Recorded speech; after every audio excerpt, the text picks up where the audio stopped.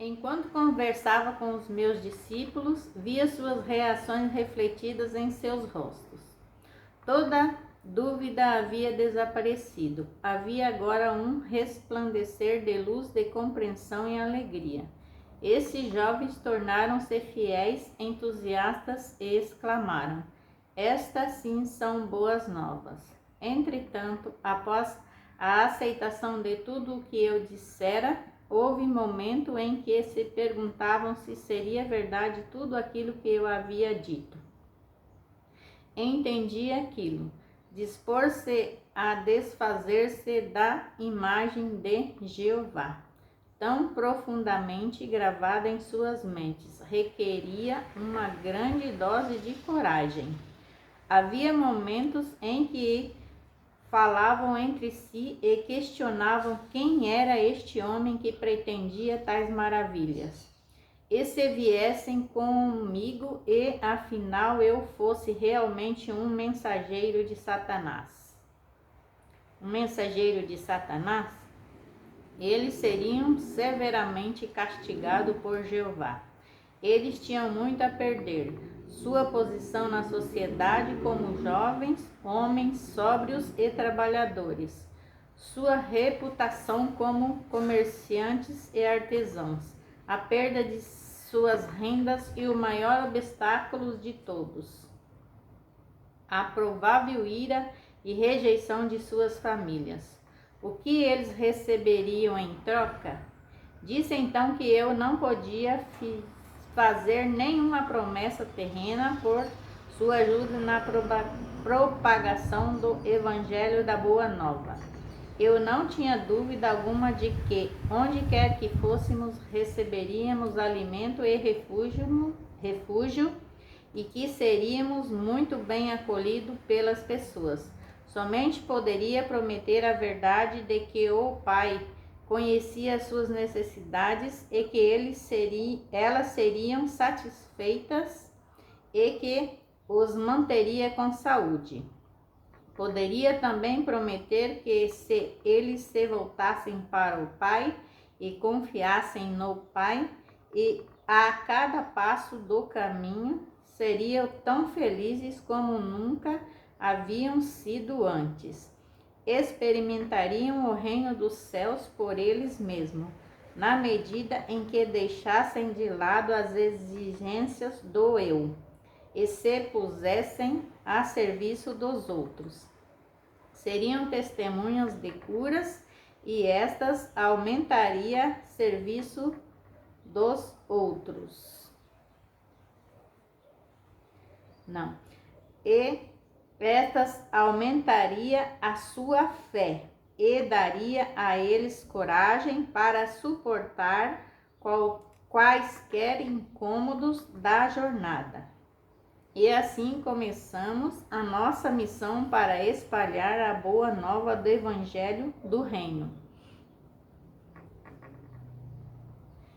Enviei à minha frente estes jovens para as cidades que iríamos visitar. Ao chegarem, diziam às pessoas da cidade que se juntassem para escutar a boa nova do reino dos céus. As pessoas ficavam surpresas e queriam saber mais, mas os discípulos pediam que fossem buscar seus amigos e vizinhos.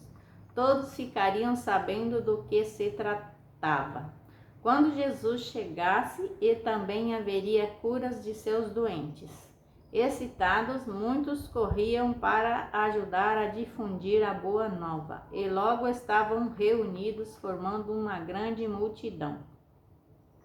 Eu que havia me rebelado apaixonadamente contra as pregações religiosas que ameaçavam os pecadores com violência, castigos e condenações, agora caminhava com alegria para ir ao encontro destas multidões. Eu tinha a minha boa nova para compartilhar com eles e iluminar o seu dia, além de curar suas doenças e aflições para encher de alegria suas vidas. Antes eu circulava entre as pessoas egoisticamente e com as mãos vazias, aceitando a sua boa vontade, e às vezes generosidade, com pouca gratidão. Agora eu vinha com uma abundância de possibilidades vivificantes para todos aqueles que estavam dispostos a ouvir minhas palavras e tomar medidas para melhorar a sua qualidade de vida. Quero que você, que está lendo essas páginas, compreenda plenamente minha posição naquele tempo, meu estado de consciência depois de minha iluminação no deserto e a pessoa que eu apresentava aos meus conterrâneos como Jesus. Foram feitas também conjecturas a meu respeito, que devo contar a verdade a vocês. Nasci para ter um bom físico quando amadurecesse, fortes traços aquilinos, uma inteligência notável e uma facilidade para a mímica e o riso. Mas como muitos de vocês hoje, não cuidei dos meus talentos terrenos. Na hora de ir para o deserto, meus rostos e minhas maneiras eram o que se poderia descrever como baixo do que deveriam ser. Abaixo do que deveriam ser. Embora eu tivesse começado a examinar-me e a rebelar-me contra o que havia me tornado, meu intelecto tinha sofrido pelo mau uso que eu fizera dele, constantemente me envolvendo em discussões e discordâncias sobre religião, excedendo a discursos irreverentes. Eu fazia as pessoas rir. Eu era amado pelos homens e mulheres com quem me misturava, mas eles certamente não me respeitavam. Por isso, o espanto daqueles que me conheciam quando falei na sinagoga em Nazaré. Enquanto minha mãe cuidou de minha saúde, eu fiz poderoso uso do conhecimento e da iluminação que me foram dados no deserto. Isso me fez voltar a ser o homem que estava destinado a ser. Quando comecei minha missão, estava inteiramente consciente de que eu era o único com o supremo conhecimento dos segredos da criação e da existência em si.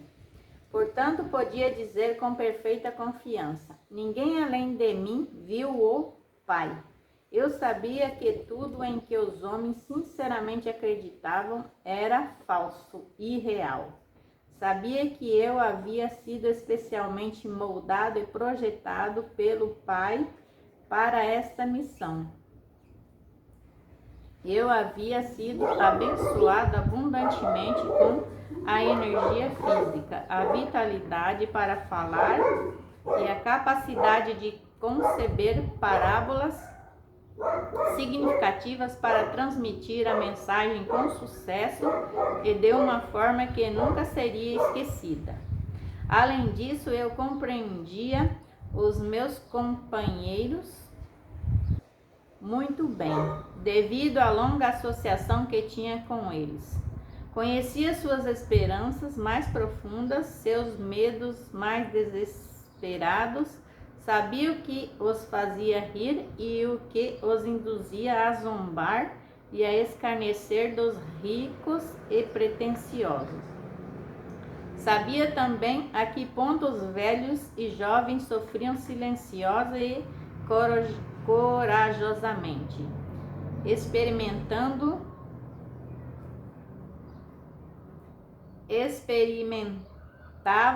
profunda compaixão pela população que vivia com medo, suportando o chicote verbal dos fariseus e se inclinando diante das leis fiscais dos romanos.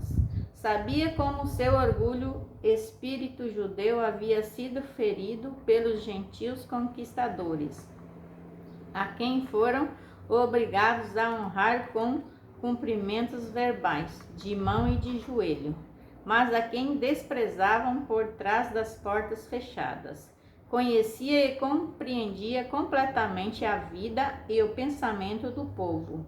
Eu já havia pensado seus pensamentos, sentido seus ressentimentos, sofrido suas ansiedades em tempos de privações e me sentido impotente nas garras do governo romano. E agora sabia que nada desse sofrimento era realmente necessário, conhecendo como eu conhecia a realidade da existência, a realidade do Deus universal. Eu podia claramente perceber a insensatez das autoridades judias, que impunham sobre a população uma penosa forma de vida que era completamente errônea e em total contradição com a verdade do ser. Esta situação me causava profunda irritação. Em consequência, sabia que havia sido perfeitamente moldado e afinado para tornar-me instrumento purificado da ação divina na Palestina, dirigido por minha paixão pela verdade e compaixão pelo próximo. Por isso eu me chamei Filho do Homem, porque sabia exatamente o que a humanidade enfrentava em sua vida cotidiana. Além disso, eu tinha plena confiança de que poderia alcançar meu objetivo de levar a verdade às pessoas e assim ser instrumento de mudança na qualidade de suas vidas. Por este motivo, ainda que eu soubesse desde o início de minha missão que haveria um preço a pagar por tudo o que me propus a fazer, virar de ponta cabeça e pelo avesso o mundo conhecido dos judeus. Estava preparado para enfrentar e para passar por isso. Não poderia escapar porque amava as pessoas com amor do Pai que fluía do meu coração e ser, pois o Pai amor é a essência do dar, dando-se Ele mesmo no ser e existência visíveis, no crescimento, proteção, nutrição, cura e satisfação de todas as necessidades da criação tornada visível.